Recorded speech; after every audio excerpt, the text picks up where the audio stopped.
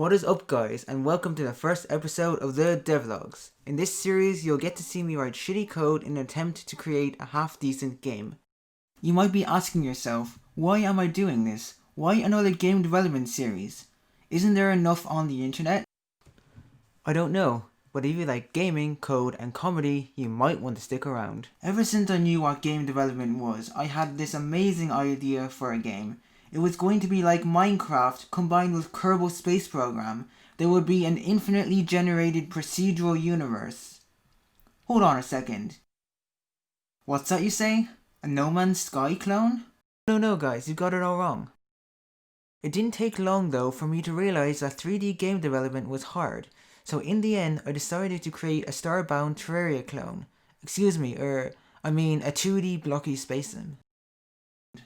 So anyway, I'm doing this to entertain, because if I'm working on a game, there's no harm in me recording my work and uploading it to YouTube. And if somebody looks at it and gets hyped about the game, then that's free marketing from me. Oh, and I almost forgot to mention, I'm making this as a web game, so that means I have to program it in JavaScript. Yes, JavaScript. I'm trying to prove that web games can be successful, that web games can be efficient and compete with normal desktop-based games and mobile apps. I want to show off the current features of the game, but firstly though, I would like to show off my game development setup in case anyone is thinking of starting their own project.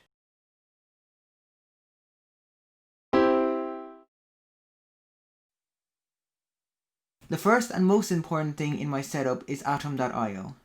Atom.io is an IDE that I use for web design and web app development.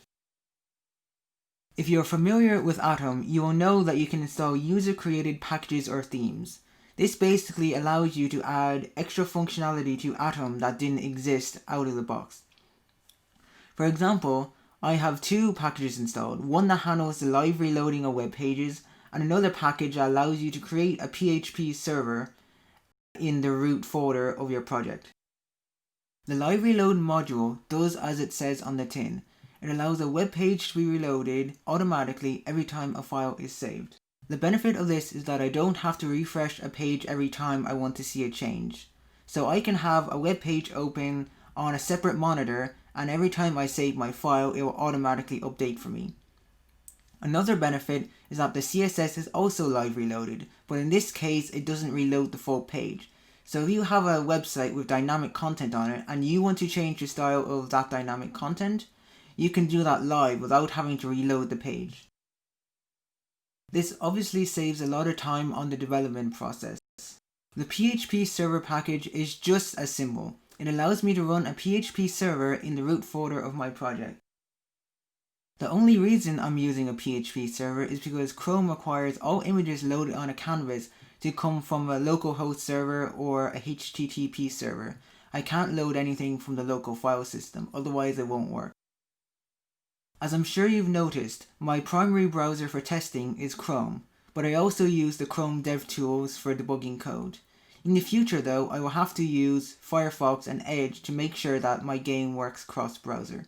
I currently use Paint.net for character design and asset creation, though in the future I intend to use Sprite for character design and animation. Of course, all my projects are hosted on GitHub. At the moment, I'm not 100% satisfied with my recording setup, but for now I'm using OBS and Windows Game Bar for screen recording. I also use HitFilm Express for video editing and post-processing. I use Noteflight for composing music, Audacity for audio recording, and lastly, a Blue Yeti microphone which I recently got for my birthday. The first features I added to the game were movement, crafting, mining, and basic terrain generation. There are currently 3 biomes in the game: forest, mountain, and desert, though I need to improve the terrain generation. There are currently 10 types of mineable resources in the game: grass, soil, sand, stone, iron, gold, diamond, logs, tree leaves, and cactus plants. The next thing I added was a basic inventory system. Initially, you instantly received everything that you mined, but now you have to go pick up mined resources, Minecraft style. This is also around the time that I added a day-night cycle to the game, which I will discuss in a future video. Then I realized it was about time I stopped playing God, so I added variable mining speeds to different blocks and added health.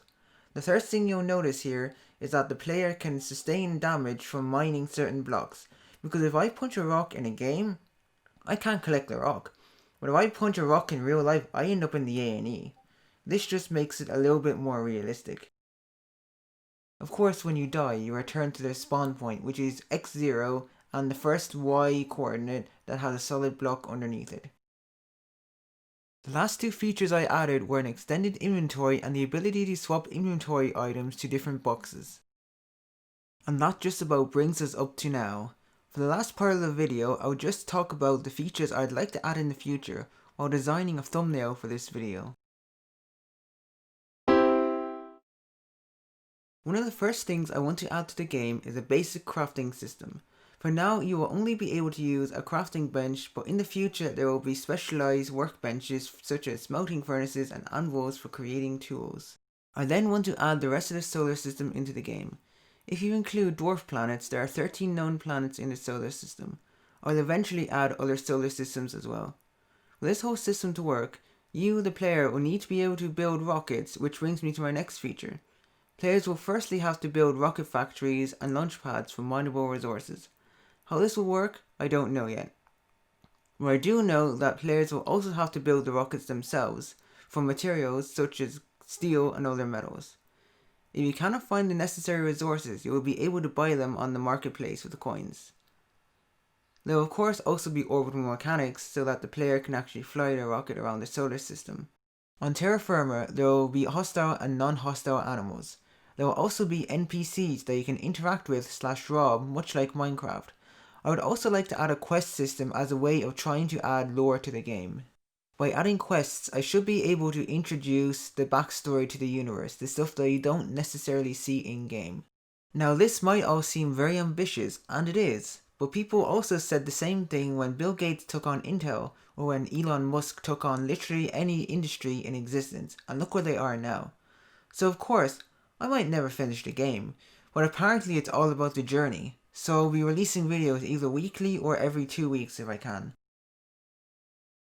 Alright, so here's the result.